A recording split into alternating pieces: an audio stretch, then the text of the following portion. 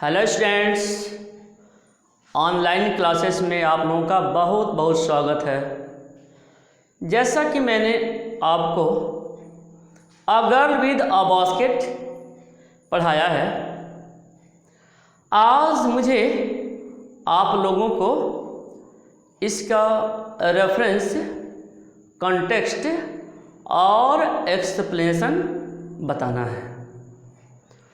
तो रेफरेंस लिखने के लिए, कॉन्टेक्स्ट लिखने के लिए, एक्सप्लेनेशन लिखने के लिए यह आवश्यक है कि हम उस पूरे चैप्टर को भली भांति पढ़े हुए हों। जब उस चैप्टर को भली भांति पढ़े रहेंगे तभी हम पहचान पाएंगे कि इसके राइटर कौन है, इसके लेसन का क्या नाम है। और जब हमें लेसन का नाम और राइटर का नाम पता रहेगा तभी हम रेफरेंस लिख पाएंगे। क्लियर?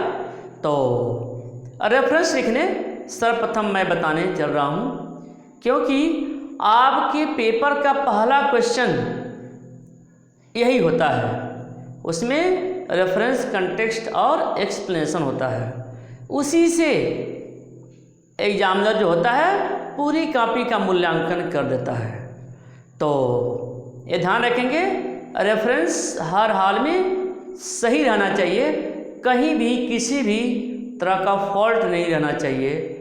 इसमें क्या क्या गलतियां आप करते हैं मैं उसे बताने चल रहा हूं, जिसे आप ध्यान से देखिए।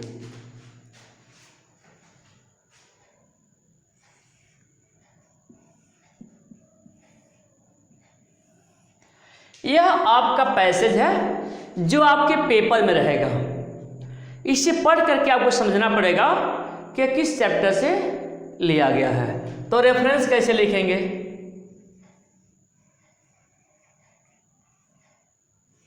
रेफरेंस में लिखेंगे, these lines have been taken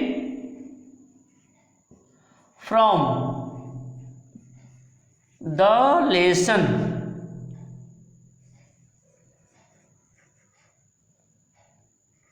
a girl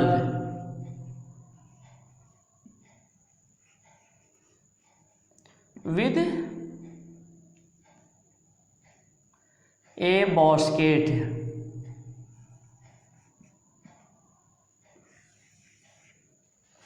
ले दिया हमने, a girl with a basket. ये ध्यान रखेंगे, जब भी हम लेसन के नेम को लिखेंगे तो जो उसमें आर्टिकल होता है या जो प्रीपोजिशन होता है या कंजंक्शन होता है वो हमेशा और हमेशा स्मॉल लेटर में रहता है, यदि वह उस टाइटल के बीच में है। जैसे देखिए, विद, यह प्रीपोजिशन है, देखिए स्मॉल में लिखा गया है। यह आर्टिकल है, यह स्मॉल में लिखा गया है। इसी तरह से यदि कोई कंजंक्शन होगा वह भी स्मॉल में रहेगा। इस बात को जो है भली भांति ध्यान में रखेंगे। मतलब रेफरेंस हर हाल में, किसी भी कंडीशन में, किसी भी तरह की कोई गलती नहीं रहनी चाहिए। तो these lines have been taken from the lesson a girl with a basket, a girl with a basket।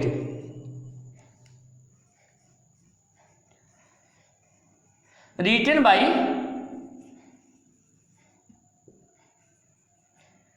William C. Douglas।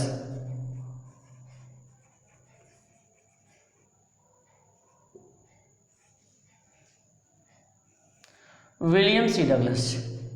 यह आपका रेफरेंस हो गया। आप इसे भली भांति समझ लेंगे और याद कर लेंगे। यह ऐसा रेफरेंस है जो आपको पोइट्री और प्रोज दोनों में काम करेगा। सिर्फ lesson name, writer name, poem name, poet name सिर्फ ही बदलना होगा और से सब चीज़ें वही हैं। तो आप इसे भली भांति पहले समझ लीजिए, याद कर लीजिए, फिर जब आपको ये अच्छी तरह से याद हो जाएगा तो अपने तरीके से कुछ भी आप बना के लिख सकते हैं जो ग्रामेटिकली गलत ना हो। क्योंकि कुछ बच्चे यहाँ पर दिस लाइन लिख देते हैं, दिस मीन्स इस मीन्स एक लाइन होता है, तो फिर वहाँ गलत हो जाता है। या कुछ लिख देते हैं कि दिस पैराग्राफ या दिस पैराग्राफ, मतलब बहुत अशुद्धियाँ करते हैं। क्योंकि मैं तो बार बार आप लोग कापियाँ पढ़ते हैं, देखते हैं, जानते हैं, बहुत अशुद्धियाँ होती हैं रेफरेंस में ही।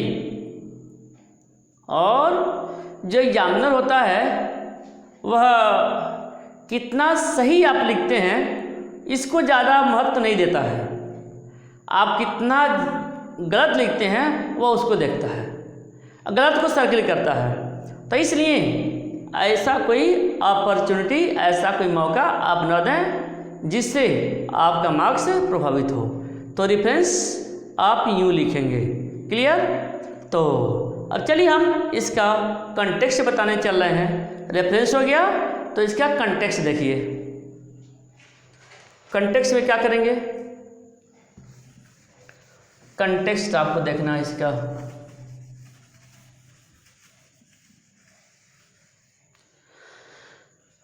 लिखते हैं कंटेक्स्ट।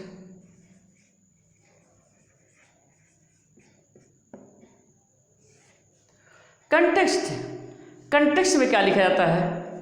कंटेक्स्ट में मुख्य रूप से हम पूरे पैसेज को ध्यान से पढ़ते हैं और ध्यान से पढ़ने के बाद हम यह पता लगाने का प्रयास करते हैं कि किस बात पर इसमें जोर दिया गया है, इसको हम ध्यान में रखते हैं। जैसे they were poor people to start with, they were poorer as they began their long trek, for all they could carry was a bit of food and a few belongings, soon they were out of food a few days after they started they began to fall by the wayside from the weakness of hunger and died where they fell. Clear? तो इसको पढ़ करके हमें क्या लगता है? इसको पढ़ करके यह लगता है कि जो रिफ्यूजीज हैं, शरणार्थी हैं, उनके पुअर कंडीशन को, उनकी गरीबी को बताया गया है। क्लियर? तो इसे आप लिखिए। तो क्या लिखेंगे? Here the author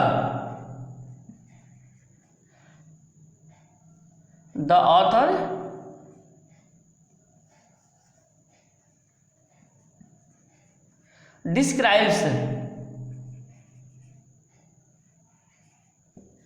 the pitiable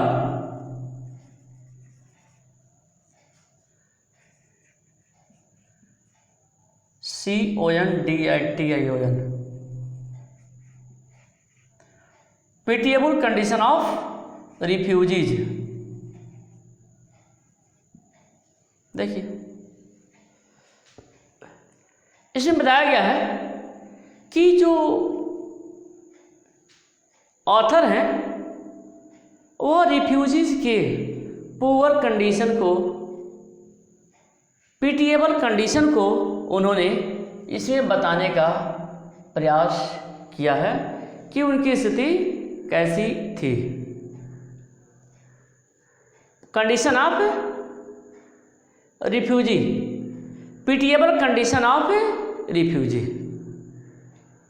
देखिए, हु लेफ्ट देयर रेजिडेंस,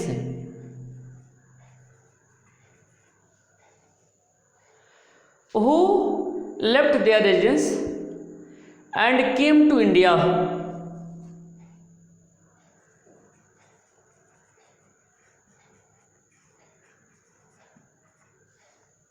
ठीक है, इन 1947। Here, the author describes the pitiable condition of refugees who left their residence and came to India from Pakistan.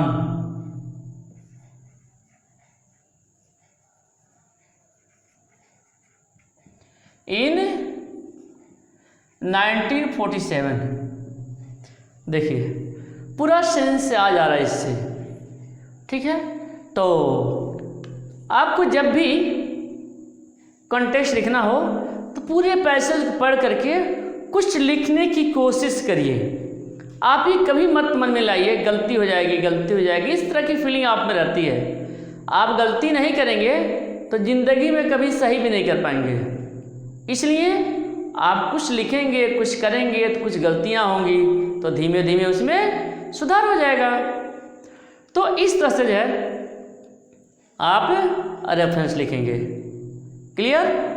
अब मैं आपको इसका एक्सप्लेनेशन कैसे लिखना है वह बताने चल रहा हूँ। देखिए एक्सप्लेनेशन कैसे लिखेंगे इसका।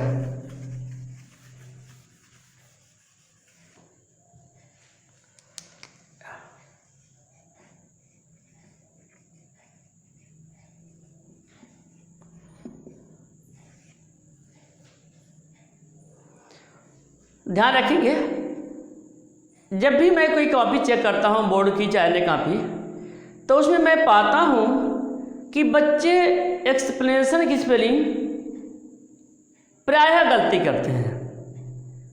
यानी समझिए कि 95% बच्चे एक्सप्लेनेशन की स्पेलिंग गलती लिखते हैं। एक्चुअली आपके पेपर में एक्सप्लेन दिया रहता है, यूँ एक्सप्लेन ऐसे दिया रहता है। तो जब आप एक्सप्लेनेशन लिखते हो तो इसी में ATIN जोड़ देते हो, आप ऐसा लिखते हो जो गलत होता है, ठीक है। तो इस एक्सप्लेन से AI हट जाता है या यहाँ चलाता है, आप ऐसे याद कर सकते हो। तो यह गलत है और इसी को 95% बच्चे लिखते हैं, लेकिन आप नहीं लिखेंगे या ध्यान रखेंगे, यह आपको नहीं लिखना, आपको यह लिखना है। तो आप एक्सप्लेनेशन की स्पेलिंग भी याद रखेंगे भली भांति। चलिए हम आपको जो है अब इसका एक्सप्लेनेशन बताने चल रहा हूँ। They were poor people to start with, मतलब वे लोग गरीब थे जब वे वहाँ से रवाना हुए। दे मीन्स रिफ्यूजीज, और रवाना कहाँ से हुए? पाकिस्तान से रवाना हुए। तो ऐसे बनाइए, when the refugees left Pakistan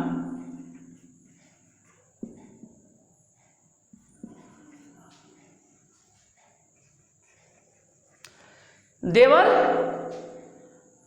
very poor, वे बहुत गरीब थे। they were very poor। चलिए they were poor people to start with, यहाँ तक हमने एक्सप्लेन कर दिया। they were poorer as they began their long trek, मतलब जब उन्होंने अपने लॉन्ग ट्रैक को, लंबी यात्रा को स्टार्ट किया तो वे और भी गरीब होते चले गए।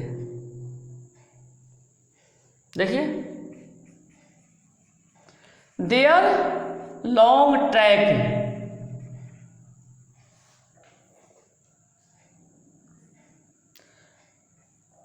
There long trek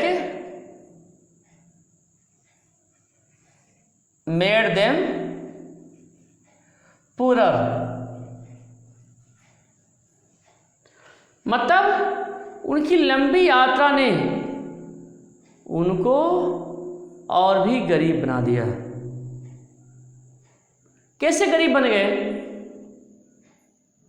for all they could carry was a bit of food, क्योंकि वे जो कुछ भी ला सकते थे वे थोड़ा सा भोजन लाया।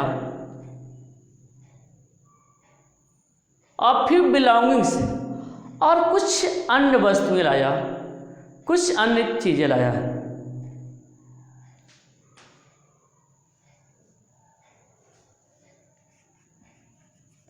They had to spend the money in the way, मतलब उनको रास्ते में पैसे खर्च करने पड़ते थे। Clear? And they left their property in Pakistan.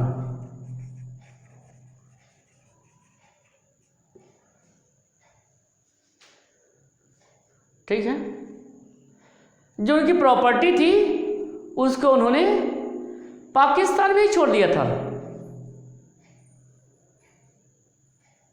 और जब वे भारत आए तो थोड़े से कुछ चीजें लाया उन्होंने।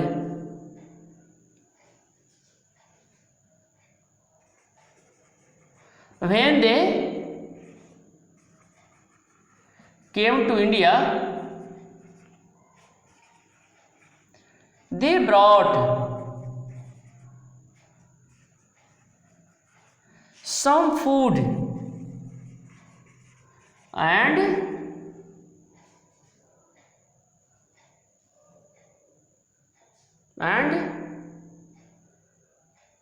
a few belongings.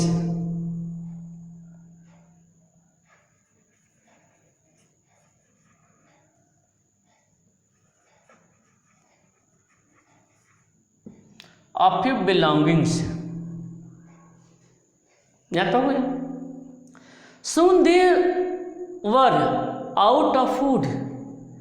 शीघ्र ही उनके पास से भोजन समाप्त हो गया। ठीक है, देखिए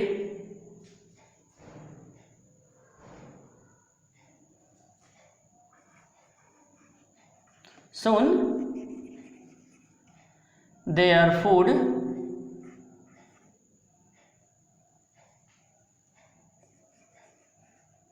was over.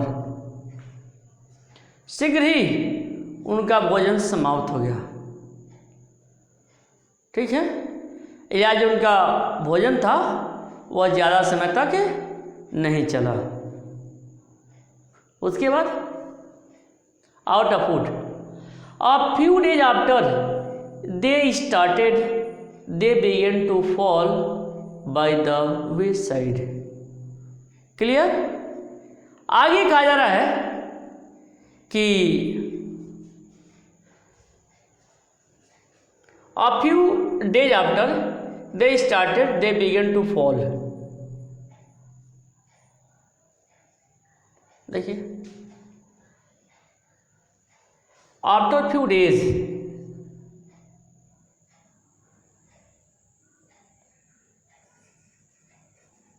on account of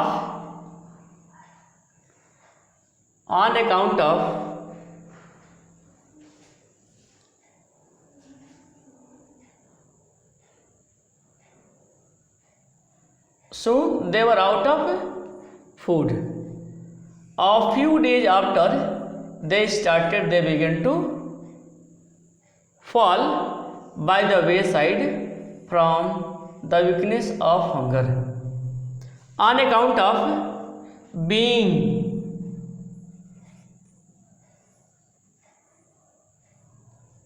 hungry. On account of being hungry, they became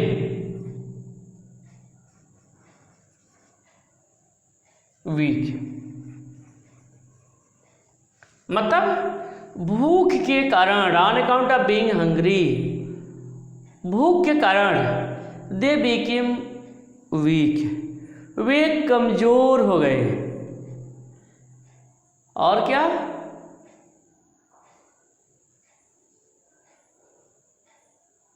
weakness, वे कमजोर हो गए। They began to fall by the wayside and they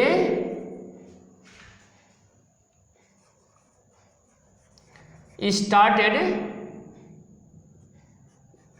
to fall।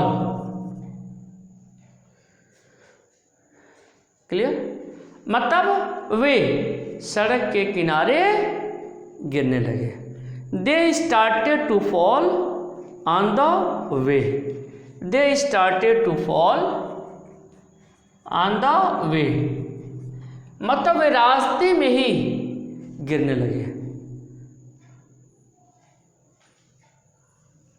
And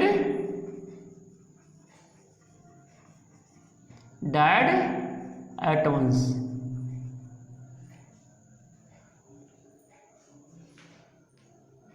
clear, तो इस तरह से हम जो है एक्सप्लेनेशन करेंगे। आप भी कुछ कोशिश करिएगा, आप कोशिश करेंगे तभी सीखेंगे, नहीं कोशिश करेंगे तो नहीं सीख पाएंगे। तो कुछ एक्सरसाइज हम कराएंगे और कुछ आप खुद करेंगे इसी पैटर्न पे। जैसे जो रेफरेंस है तो रेफरेंस तो सब जगह यही चलेगा इस चैप्टर में। नेक्स्ट चैप्टर में बस लेसन नेम और राइटर नेम बदल जाएगा। तो इस तरह से मैंने आपको यह रेफरेंस कंटेक्स्ट एक्सप्लेनेशन बताया। इसके बाद मैं आपको कुछ शॉर्ट क्वेश्चन बताऊंगा, उसके बाद मैं आपको वोकैब बताऊंगा। क्लियर? Okay, thanks.